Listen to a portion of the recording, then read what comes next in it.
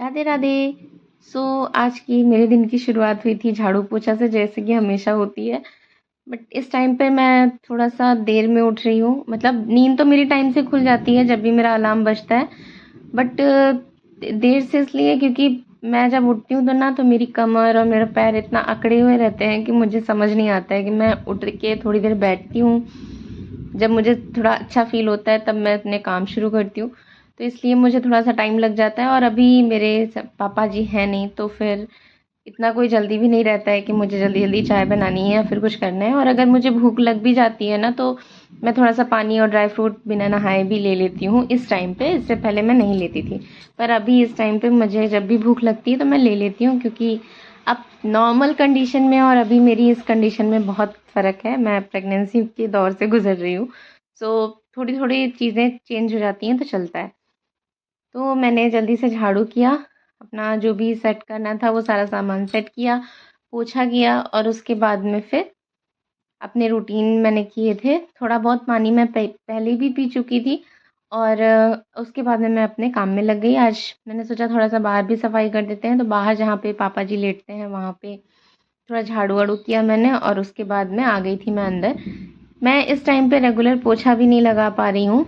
मतलब एक-एक दिन छोड़ के लगाती हूँ, क्योंकि पोछा लगाते वक़्त कुछ-कुछ सामान उठा के यहाँ-वहाँ करना पड़ता है, और उसके बाद में मेरे पेट में थोड़ा-थोड़ा, मतलब पेट में या कभी-कभी दर्द होने लगता है। तो मैं इसलिए इस टाइम पे रेगुलर पोछा भी अवॉइड कर रही हूँ 1 हफ़्ते से, वरना मैं हमेशा पोछा लगा देती थी। तो उसके बाद में मैंने नहाया है। नहाने के आज मैंने कपड़े भी हाथ से ही धुले थे। आज मैंने मशीन नहीं लगाई, क्योंकि मशीन लगाने में ना बहुत टाइम लगता है। पानी भरो, फिर उसके बाद में उसमें उसको साफ़ कराओ, और मैं कभी-कभी भूल भी जाती हूँ मशीन लगा के। तो ज़्यादा कपड़े थे नहीं, इसलिए मैंने सोचा कि चलो आज हाथ से ही लगा कपड़े धुल देते हैं। मैंने कपड़े धुले, नहाया, धोया, फ्रेश हुई, और उसके बाद में अपनी पूजा की तैयारी की है। मॉर्निंग में मैं 5:30 बजे तक उठ जाती हूँ। मेरा अलार्म 5:30 बजे बज जाता है।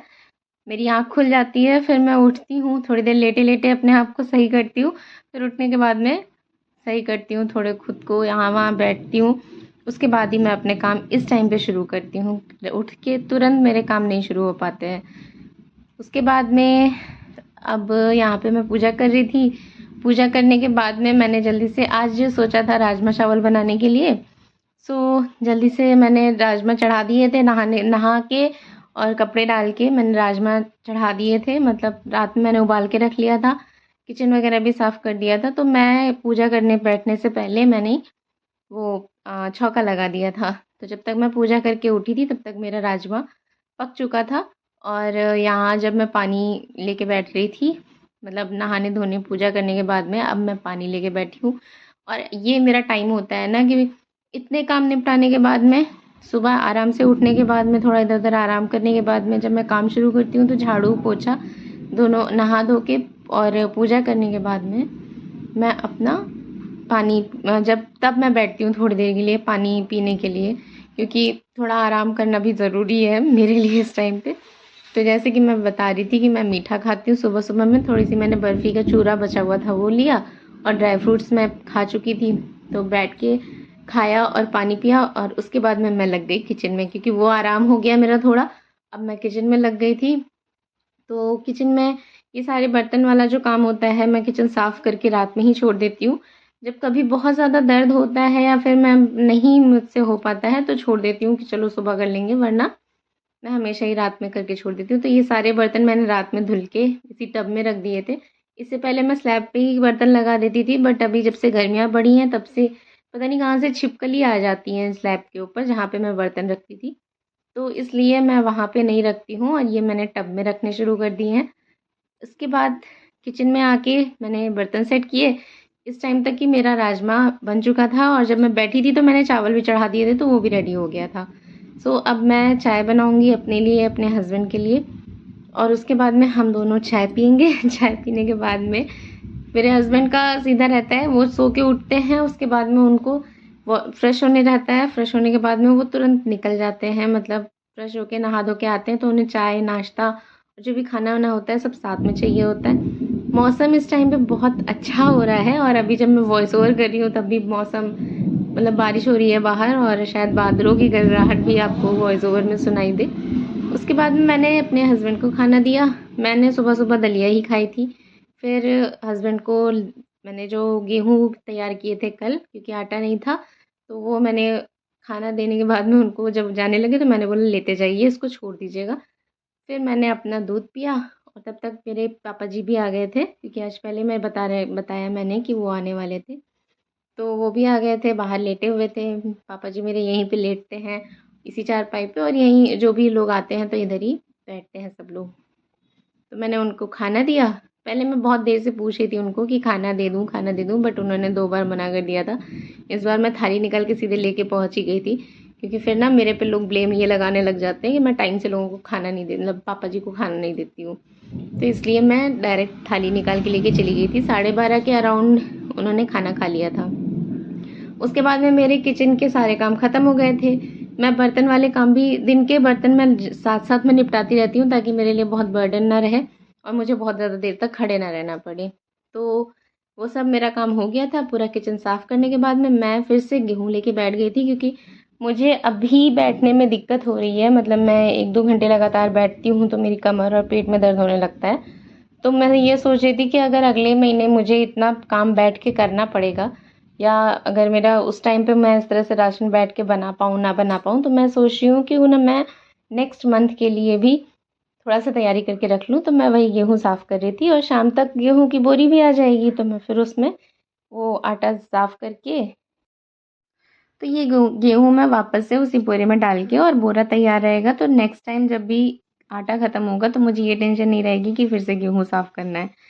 तो इसलिए मैंने ये सोच के एक परात गेहूँ और साफ़ कर लिया था आज दिन में। और ये व्लॉग मेरा कल का है, मतलब वेडनेसडे का, जो मैं थर्सडे को डालने वाली हूँ। तो इसलिए ये एक दिन पहले का ही व्लॉग है।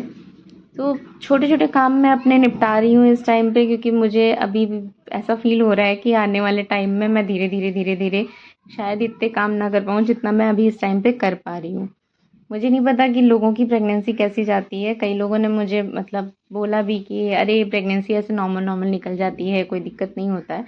बट अभी जब मेरा 6th मंथ लग चुका था और थोड़ी-थोड़ी प्रॉब्लम मुझे शुरू हुई हैं, तो मुझे ऐसा फ़ील होता है कि नहीं, प्रेगनेंसी सबकी अलग-अलग होती है। और हमने अपने मेडिकल प्रोफ़ेशन में भी देखा है कि सबकी प्रेगनेंसी अलग-अलग होती है।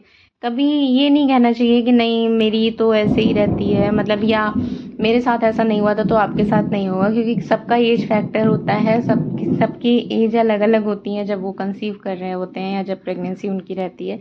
उनकी बॉडी अलग होती है। तो इसलिए कभी भी ना मुझे ऐसा फ़ील होता है कि अपनी प्रेगनेंसी ऐसी चीज़ होती है जिस टाइम पे अगर हमें कोई ज़रा-सा भी बोल देता है ना, तो इतना बुरा लग जाता है वो बात का कि बता नहीं सकते हैं। अंदर ही अंदर ऐसा फ़ील होता है कि मेरे में ही कमी है, मैं ही पता नहीं क्या हो गया है। जब मेरे पास ऐसे पेशेंट आते थे हमारी ओपीडी में और हम लोग देखते थे गवर्नमेंट हॉस्पिटल में, जब हम लोग इंटर्नशिप में थे, तो जब पेशेंट ऐसे बोलता था ना कि घर पे ऐसे बोला जाता है कि अरे ये नाटक करती है, तो हमें लगता था कि क्यों लोग बोलते हैं, और अगर वो बोल भी रहे हैं तो तुम इतना क्यों ही सुन रहे हो। पर जब अपने पे बीतती है ना तब समझ में आता है। क्योंकि आज जब मेरे को बोला जाता है अरे प्रेगनेंसी ही तो है, तो क्या हुआ, खाना नहीं बना सकती क्या, 2 टाइम का खाना बना के नहीं दे सकती क्या, तो ऐसा लगता है कि यार कंडीशन तो हमारी देखो, उस कंडीशन में हम नहीं हैं जिस कंडीशन में आप हमें नॉर्मली समझ रहे हो।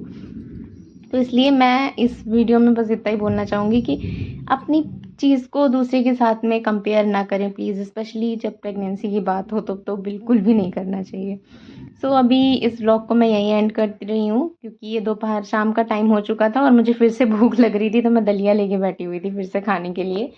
और राजमा चावल मैंने हस्बैंड की थाली में थोड़ा सा बचा हुआ था, तो उसी थाली में दोपहर में निकाल के मैंने खा लिया था। सो इस व्लॉग को यहीं एंड करते हैं, मिलते हैं नेक्स्ट व्लॉग में, मतलब कल के व्लॉग में।